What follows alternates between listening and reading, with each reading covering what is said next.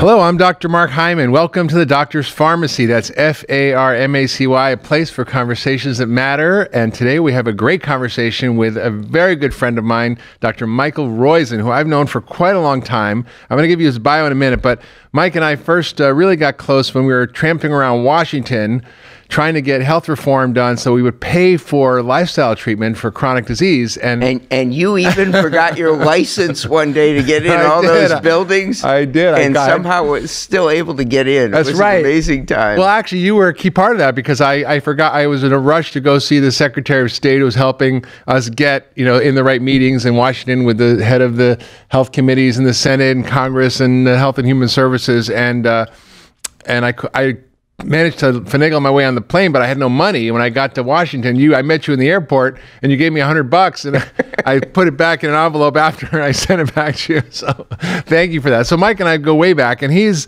been the chief wellness officer at Cleveland Clinic. He was the first chief wellness officer of any major academic medical center, any medical center for that matter, and was really a pioneer in thinking about how we change healthcare and how we change health. His work really is focused around aging and healthy aging. His book, Real Age, was a massive bestseller. He's partnered with ShareCare and is doing great work around that. I think you've had 40 million people fill out the Real Age questionnaire or something like that. It's actually 66 million. Okay, I can't keep up. I cannot keep up. Now, Mike is 72 years young, and he looks like he's about 12, which I don't even know how he does it, but I want to take what he's taking. And you too. You look very young. I'm doing okay. He's a smart dude. He went to Williams College, UCSF School of Medicine, residency at Harvard. He's worked with Nobel Prize winners at the National Institute of Health. He's board certified in internal medicine and anesthesiology, and really an extraordinary guy who's, I think, publishes more books than I do, which I don't even know how he does that, but somehow he does. He's had 4 #1 New York Times bestsellers, 9 overall top 10 bestsellers. Really a great man, and he's the one who helped me come to Cleveland Clinic. He invited me to come here to try to bring a different way of thinking and replace him because he was trying to go on. And thank you for coming. And I came. It was really a breakthrough. Mike has been a key part of the advancement of what we're doing here in functional medicine. So Mike, welcome to the Doctor's Pharmacy. It's great to be here. Thank you. It's always great to be on with you. Yeah, well, I remember first being on shows with you, with Dr. Oz, before there was the Dr. Oz show, there was the radio show, which you and he did, and I remember being in that studio, right. And it was actually fun. The Oprah radio at that time. That's right, and the producer, Robin Berzin, is now a good friend of mine. She was just an undergraduate, and then she went to medical school at Columbia, and she invited me to speak on functional medicine there, and now she started a whole company to bring functional medicine to millennials, which is pretty awesome. So it's all goes around. So Mike, you wrote a new book called What to Eat When, which is not just about what we eat, but when we eat. And right. So most of the books that have come out are about what we eat, and that's important. But what we started doing was asking people when they eat. And as you know, nighttime eating is common. Yes. But that's a real problem. And when we got delved into the science, and it's really new science, we found out that circadian rhythms, your metabolism goes up and down as the day goes through. And your metabolism is highest in the morning and lowest in the evening. So if you've got a normal blood sugar in the morning, by the end of the day, you're pre-diabetic. Yeah. And so you, in fact, produce fat when you eat at the end of the day. Yeah. So what we learned from this new science was that when you eat is really important, and you want to eat when the sun is out. So if you need a light bulb like these lights to eat, you shouldn't be doing it. There you go. Well, it's fascinating because it's such a controversial area. I remember when I was at Canyon Ranch, we were advising people not to eat late at night, and we found that these studies that showed that if you ate 2,000 calories throughout the day, you actually burn more calories and didn't gain weight, whereas if you ate them all at dinner, you would actually gain weight, same calories. Right. So, in fact, there's been a great study from Spain where they took people who were trying to lose weight, women who were trying to lose weight, and they had them eat before 3 p.m., their biggest meal. Spain, the biggest meal is at lunchtime. So they ate their biggest meal before 3 p.m. or after 3 p.m. Yeah. The group that ate before 3 p.m. lost 25% more pounds over the 16 weeks. 25% more. Huge difference.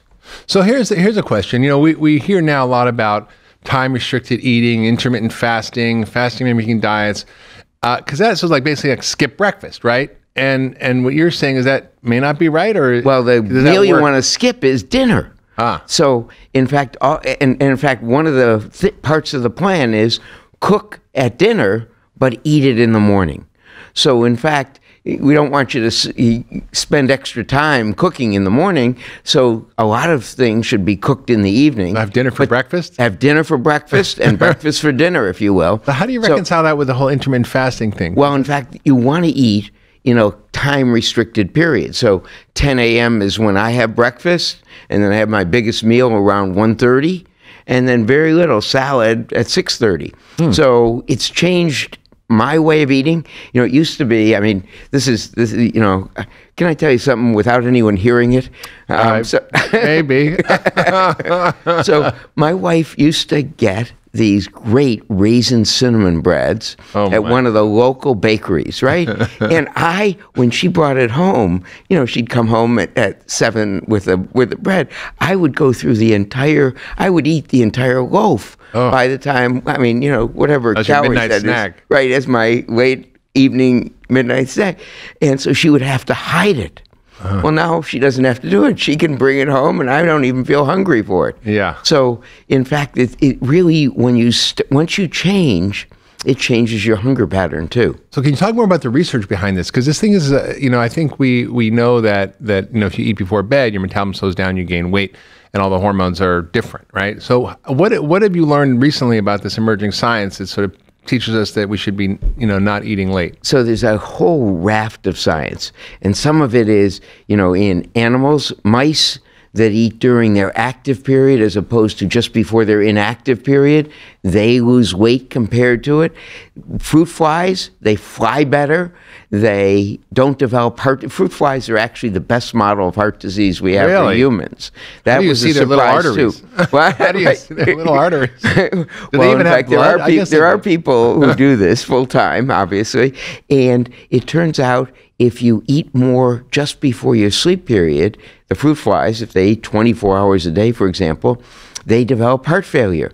Whereas the ones who eat in the beginning of their active period, for us, 10 a.m., they don't. They end up living 30% longer. So it is a form of intermittent fasting, if you will. So we have some rules, if you will. So what are the rules? One is eat only when the sun is up, eat more early, less later. I already talked about breakfast for dinner and dinner for breakfast. Stop stereotyping foods. Yeah. So my favorite breakfast food now is salmon burgers with some sweet potatoes and broccoli, which really, I love it.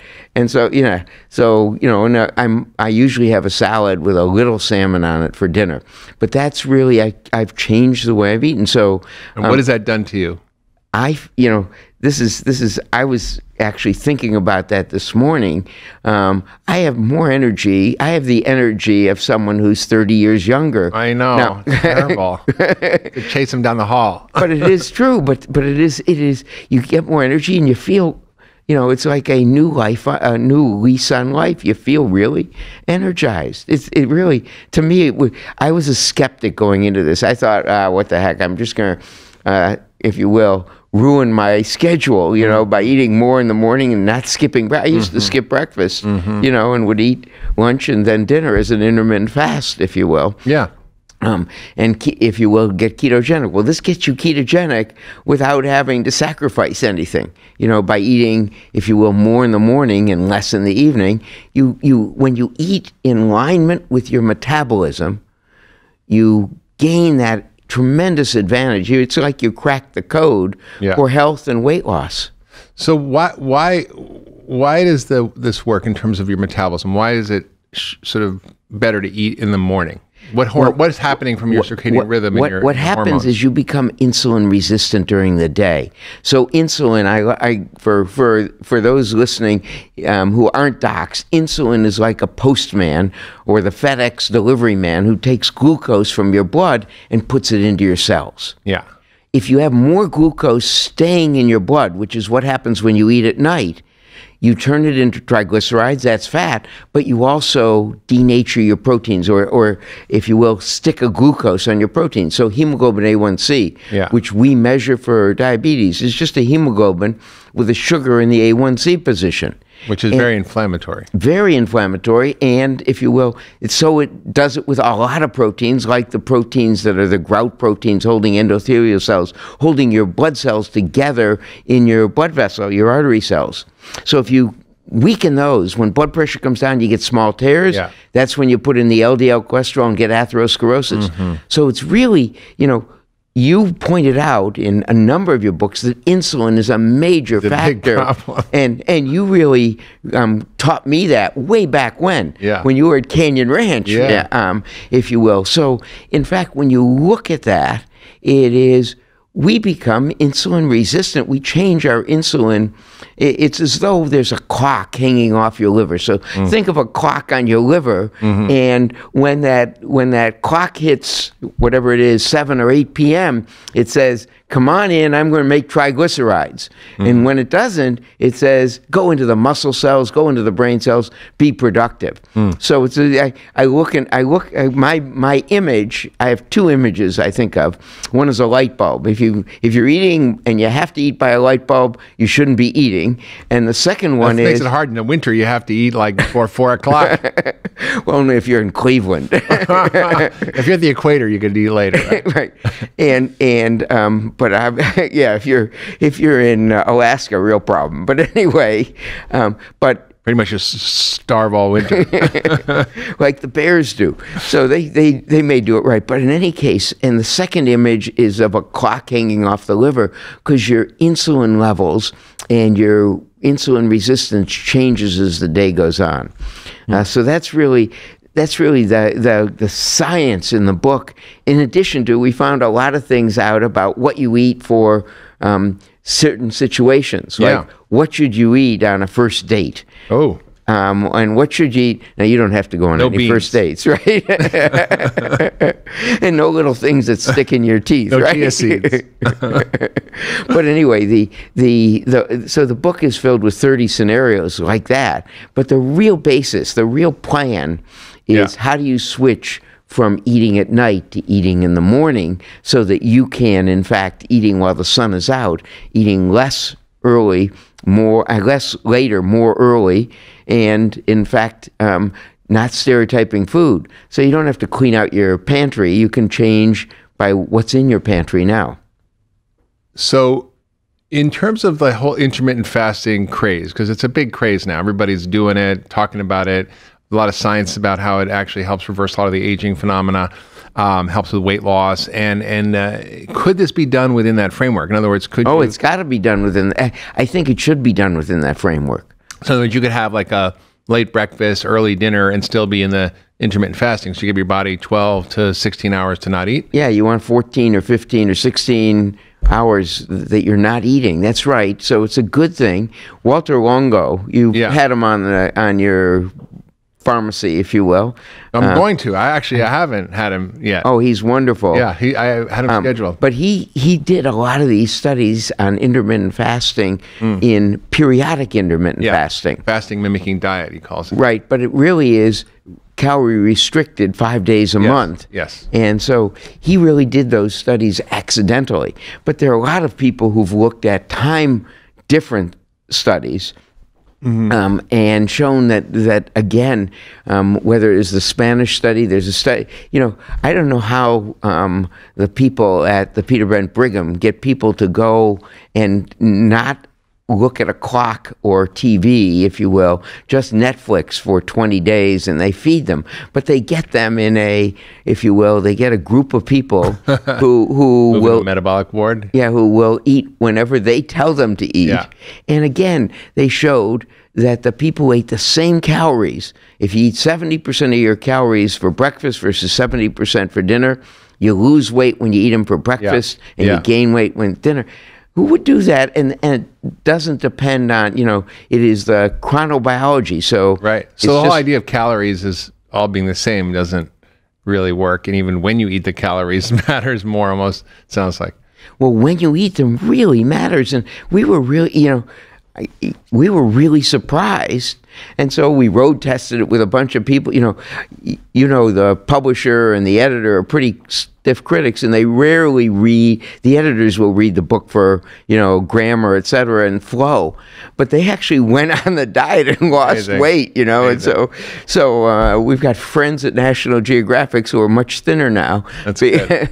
Now, the whole issue of rhythm is what you're talking about, because in biology, most of us and doctors ignore rhythm. And yet we know that people who have sleep cycles that are disrupted through various kinds of night shift work are much higher risk of heart disease and death. We know that a lot of your hormones and biology is driven on a biological clock. And yet with a light bulb and with the advent of screens and with our kind of 24/7 life and being engaged, we don't actually live in a rhythmic way anymore. We don't wake up with the sun and go to bed with the sun. We don't eat in a rhythmic way. And that's what you're talking about, is getting back to a certain rhythm that is essential for health. Right. You got a little place in your brain, 20,000 neurons out of whatever it is, 10 trillion or 1 trillion neurons in your brain. I don't even know, but it's a lot of brain cells. Counting? What? Haven't tried counting. But there are only 20,000 of them that do the rhythm, that do the chronobiology, and that really makes a difference to sleep. Yeah. It really makes a difference to health, and we were surprised it makes a difference to your metabolic rate and whether you develop heart disease, whether you develop obesity, or what you call diabesity. Yeah. Is really we get diabetic, if you will, or at least pre-diabetic, as the day goes on. Yeah. So you think, I don't want to be a diabetic, don't eat at night. Yeah. I think that's really true. So what does a perfect day look like in terms of an eating plan?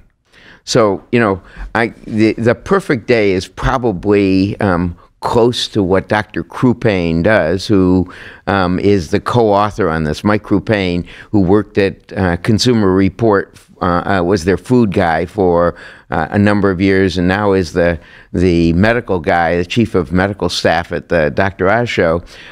He really embodies this. So, if you will, he will cook it. He's a foodie. So he loves food, and he cooks at night. So he will often have for breakfast, and he has it at 10 a.m., much like I do, he has avocado toast. So you like avocado toast, it's whole wheat bread, 100% whole grain, and avocado. And then he'll eat his biggest meal, and he'll cook something special for lunch at dinner. But he's developed a whole group of recipes, are going to be on our website, winway.com. He's developed a whole group of recipes where you cook at night and just can eat in the daytime without even rethermalizing, without even reheating. But so he does that, and so it's salmon. And I'm not sure I like cold salmon burgers. They're really good until you try them. Don't knock it. But in fact, salmon burger. But he doesn't eat. He cooks a walnut crusted salmon or a pecan crusted salmon at lunch, and then he'll eat almost nothing. He'll have just a little salad and some wine at dinner. So he loves wine, but that's his dinner. A glass of wine is his full 20% of calories, if you will, at dinner. Antioxidants. So he does like red wine, so that will be his dinner, and then he'll do it again. But he will cook something different every day. I'm very stable. So you ask me, I cook 4 salmon burgers at dinner. I will eat 1 at dinner, usually 2 at breakfast and 1 at lunch, and then I'll have something vegan at lunch in addition. So that's a typical on a weekend. I'll have at dinner. This is crazy, right? I'll have an egg white veggie omelet at 4 p.m. as the last meal. So that's the only thing I change on weekends, if you will. So I love what you've got to love what you eat. Speaking of your routine, you're going strong. You're 72. You never stop. I don't even know how you do it. I know you always have a cup of coffee in your hand. Coffee, if you're a fast metabolizer, makes you younger. Yeah, it's impressive. So how do you live your life? What's your routine that allows you to stay so vibrant and looking young and barely having any gray hair at 72? Well, the key is having a great partner. So my wife is magnificent, wonderful, and so that's what I consider the key is having friends. And I saw a beautiful quote that you gave on an article that was about you and how you want to live to be 100 is you wake up every morning and you kiss your wife. That's exactly right. First thing. That's a very good thing. So great partner, and that helps me manage stress. So I do 6 minutes of deep breathing morning and night as my meditation, if you will. So that's part of my life. No tobacco, obviously, but then, if you will, I don't go to bed. You can look at my pedometer. I don't go to bed. I don't know if you can catch it on. So Bill is a superb cameraman. I don't know if he can catch this, but this is yesterday. You see, I just made 10,000. 10,000. Look at that. This is the day before. I just made 10,000. There you go. This is the day before. I don't go to bed without 10,000.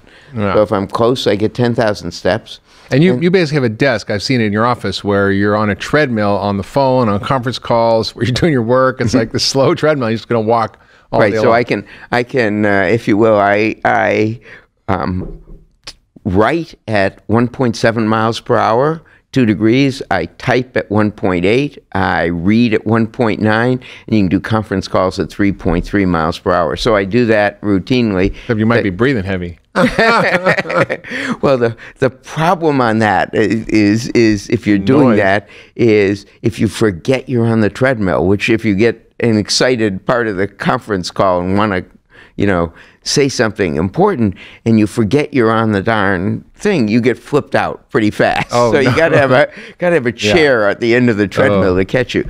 But so I get to do my passion during the day, which is helping Cleveland Clinic employees and Cleveland Clinic patients. And Cleveland Clinic, if you will, we spread it wide to our communities and to other companies, get healthy. So I get to do the wellness program. I get to see patients a couple days of the week in executive health and the premier program, which I love doing. And then I get to spread this and get to do shows like yours, which, it's as good as it gets to be with you here. Well, you really love what you do. And one of the joys of being at the Cleveland Clinic is that the other people are so good. Yeah. I had a patient last week who had a rare disease. And believe it or not, there's a guy who specialized, who knew more about that than anybody else in the world. Yeah. And that's typical. Yeah. If you find a person with a problem, you can find someone who knows more about that and who's dealt with that more than just about anyone else. So it's a joy to be here. And I refer you patients too. When they get too complex, you get them. That's right. I worked at Canyon Ranch for years, which is a health resort, so I used to call myself a resort doctor, the doctor of last resort. So one of the things you've done, which is remarkable, is to come into a place which is one of the best hospitals, healthcare systems in the world, but it's focused on acute care, like the sickest of the sick. And you said, wait a minute, with the leadership of Toby Cosgrove, who's a former CEO, that we need to rethink healthcare, and we need to rethink how we're going to deal with our own employees. Because now there's, 100,000 employees and families as part of Cleveland Clinic that are self-insured. 109,000, but who's counting? You're always good with the numbers. And the remarkable thing is you took a problem that seemed insoluble, which is dramatically rising healthcare costs within businesses and companies and organizations like Cleveland Clinic, and with very difficult to change behaviors like diet and exercise, smoking, stress. And you implemented a program here, which is really a national example of what can be done around creating wellness in organizations. So can you share a little bit about how that came about and what you did and the results that happened as a result of that? Because I think it's an inspiration. Well, you couldn't do it without great leadership. So Toby Cosgrove and now Tom Miholovich, who is into it even more, have been the leaders, and they kept, if you will, the financial guys at bay for a while, because it took a while for this to show a return on investment. So we knew from the Medicare database studies that we did that if you did 5 behaviors, you decrease your risk of chronic disease over the rest of your life, from age 40 to 50 for the rest of your life, by 90%. And since 80% of all medical costs are due to management of chronic disease, you can really change that. So we went to our employees, and Toby said, just pay them, if you will, we're a capitalist society, pay them to stay healthy, as well as make some environmental changes and culture change. So we made the culture change, which is really important. So we're down from 15.4% of people smoke to under 5%. We're in fact 43.6% of our employees now have, if you will, what we call 6 normals.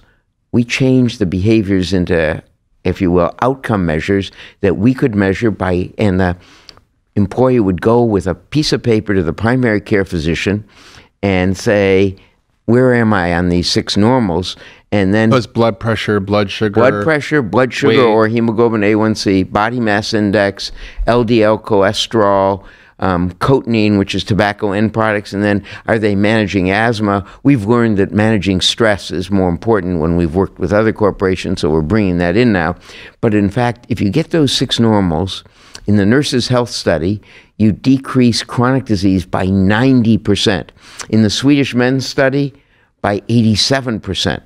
But only 1% of the Swedish men did it, and only 4% of nurses did it.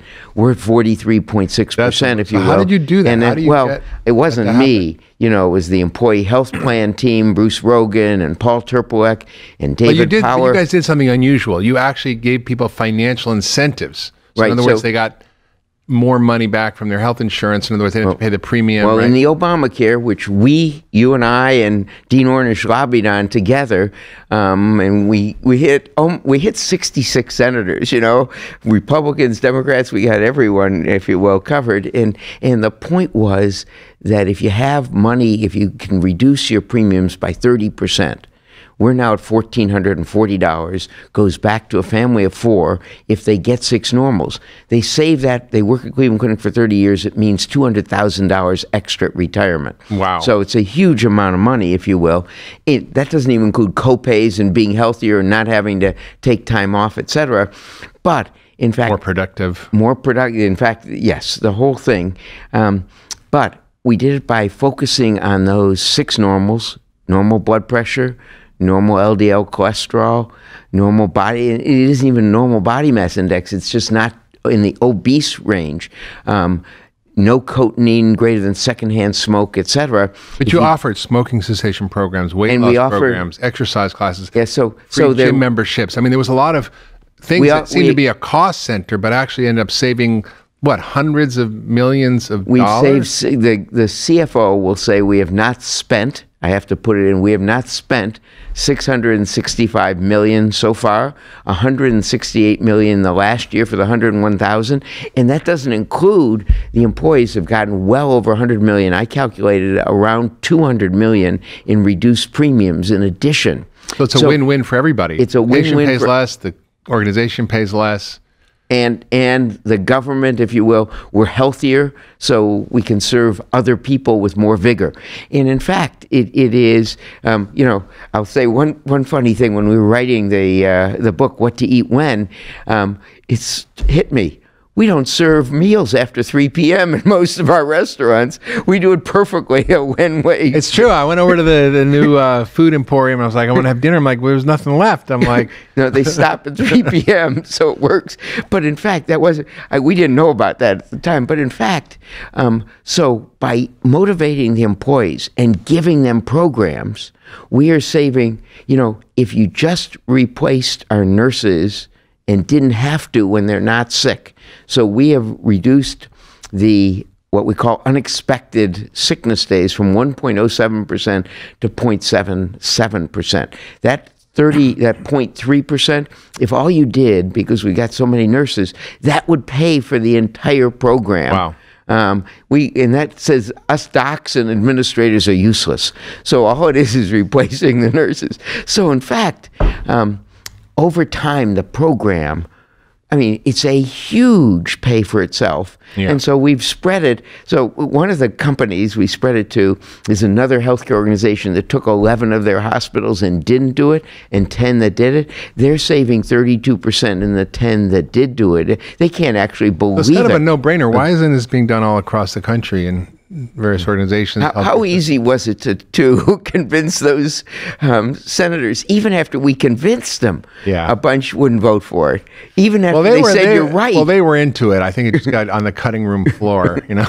So in fact, there is a great benefit to this for society. If we did this, if Medicare did this for everyone in America. You could pay every Medicare recipient the same percentages did it for Medicare. 69% participate and 43-point-some% get normal. You could give every Medicare recipient $2,000 more per year.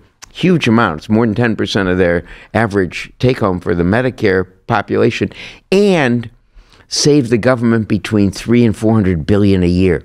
So what you're advocating is exactly what we should do. You and I know that, if you will. So, as you know, I'm science-based, and so that's what it's amazing. The data is there. The data is there. Okay, so knowing everything you know and being in this space for a long time, if you could change something in terms of healthcare, or environment, or society, and you were king for a day and you had autocratic power, could do anything you wanted, what would be the thing or things that you would focus on to make the most difference? I'd focus on getting people voluntarily, as we do, giving them big enough incentives. The RAND study on wellness says incentives doesn't work, except there's an asterisk. I think it's on page 36, which says unless they're large. Well, healthcare costs enough that we can make, instead of causing, if you will, income inequality, if you stop having an increase in medical costs, you all of a sudden make income much more equal, because the lower level employees get much more of that benefit, if you will. So, in fact, I would say, let's offer large incentives and have a cultural revolution like we had in World War II. Everyone pitched in World War II to help the country win. We should, in fact, all pitch in to have everyone stay healthy, and that reduces our budget deficit tremendously. If you do it for, just imagine, veterans and Medicaid as well as Medicare and all the government employees, you have a tremendous budget, if you will, dividend that you can then make society much better. So that's what I would do, and I'd close all the restaurants after 3 p.m. So pay people to be well. Pay people to be well. And you because of medical costs, we could shut down a number of the Cleveland Clinic hospitals if we did that. We were talking about this in terms of a project we're working on at Cleveland Clinic and other people around the country of food pharmacies, where you actually give people free food, 3 meals a day, 2 meals a day, whatever, and you see the costs go down by 80% in diabetics. Right. No. Food is so key. And both avoiding the sugar, making sure that you don't have simple carbs, added syrup, simple, if you will, sugars. Starch and sugar, and also making sure you eat early enough. When you eat is important because you become pre-diabetic as the day goes on. So you're absolutely right. Pharmacy is a great name for a podcast. I'm envious as heck. It's all right. So anyway, Michael Roizen, Dr. Michael Roizen from the Cleveland Clinic, former Chief Wellness Officer, rabble-rouser. Should I show new book is What to Eat When, which you should all go check out. It's full of scientific information and great practical guidelines on how to actually eat according to your metabolism, which is what we all need to do. And I really hope you've enjoyed this conversation. I think it really matters. If you like this podcast, please share it with your friends and family on social media. If you've liked it, leave a comment, a review. We'd love to hear from you. And we will see you next time on The Doctor's Pharmacy.